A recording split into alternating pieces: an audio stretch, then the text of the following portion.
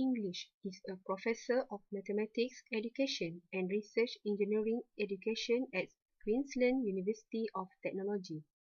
She also a fellow of the Academy of the Social Sciences in Australia.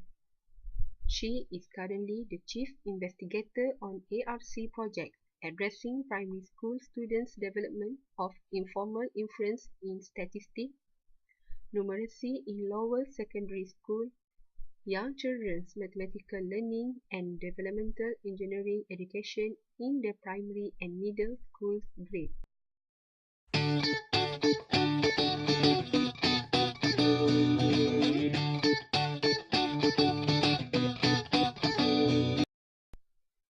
Professor Lyn English has coordinated mathematics curriculum subjects in the undergraduate Bachelor of Education and graduate Bachelor of Education and diploma courses. She has taught in the master's courses focusing on mathematical and scientific reasoning, early childhood mathematics, pedagogy, mathematics curriculum, research in mathematics education and cognitive psychology. Now, let's take a listen about analogical reasoning and mathematical modeling by Professor Lyn English. One project where I became very interested in the importance of analogical reasoning, and I'll address that in a minute. I had a 3-year longitudinal study with Patricia Alexander from University of Maryland and Stephen White from George Mason University. We had schools in Maryland and also had schools obviously in Brisbane, and we tracked students' development from preschool through to the end of second grade, which is 7-year-olds. We wanted to just observe what the students do in their regular preschool classroom, the mathematical reasoning that we could see as they did their free play, any analogical reasoning that the students were engaged in, and we were also looking at what links are there between the mathematical development and their analogical reasoning development. Before I give you some results, perhaps I should just explain what analogical reasoning is. Well, basically, analogy is the ability to reason with relational patterns, and it appears to be closely linked with the development of general representational ability.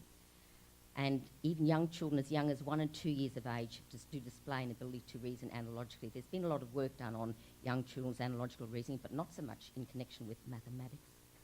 But really, when you think about it, the ability to see connections and relationships among math ideas and apply this understanding to the solution of new problems is a basic component of mathematical reasoning. So there are different forms of analogical reasoning. This is your standard one, classical analogy, where you're finding lots of testing, and the ones that we've used as well. A hammer is to a nail as a bat is to. But whenever we use materials with students, we are engaging them in analogical reasoning. You are using, when a student, a child, is used, as Angela was saying yesterday, when we select materials for students to use, there's no guarantee that they're going to see the value of the materials. We need to make sure that they can see the structure or the relationship in the materials with the maths idea you're trying to get across.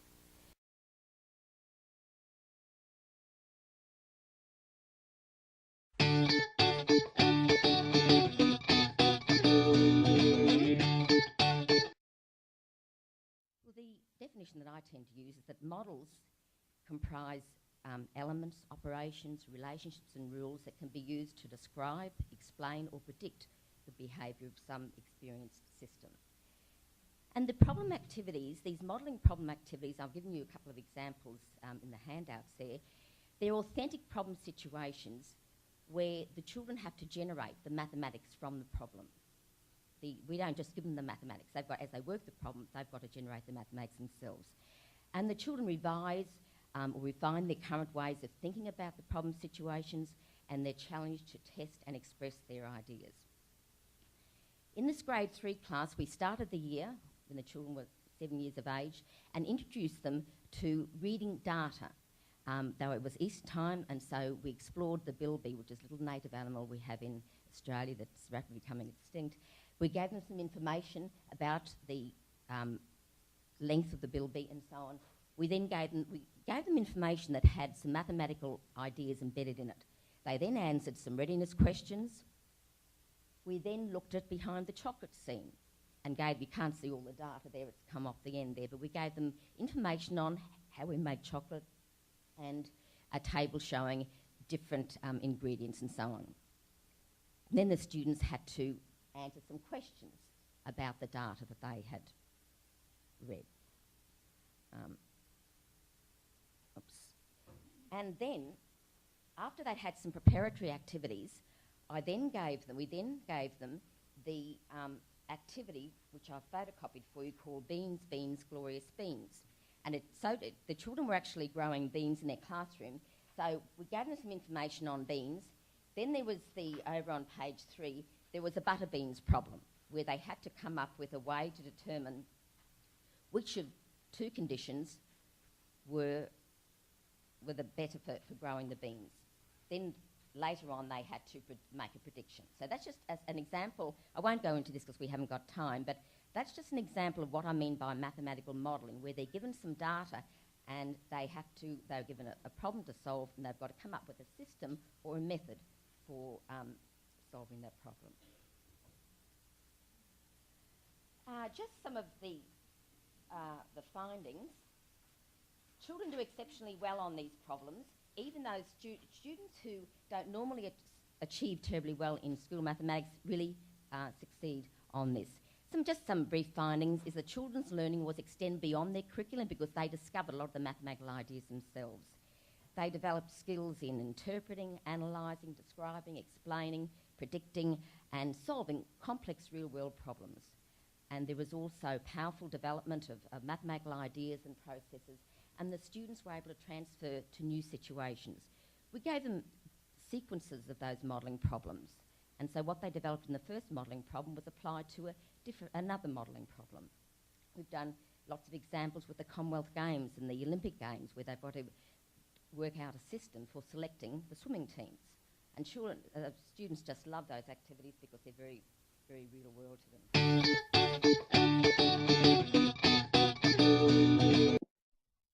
Professor Lyn English have published many books such as Theories of Mathematics Education, Mathematical and Analogical Reasoning of Young Learner, Handbook of International Research in Mathematics Education, Researching Mathematics Classroom, A Critical Examination of Methodology, and Mathematics Education Models and Process. Professor Lyn English also wrote book chapters, journal articles, and conference papers. Her research has focused mainly on analogical reasoning and problem solving in early childhood, statistical reasoning as data modeling, mathematical modeling of complex systems, and links between mathematical and scientific development.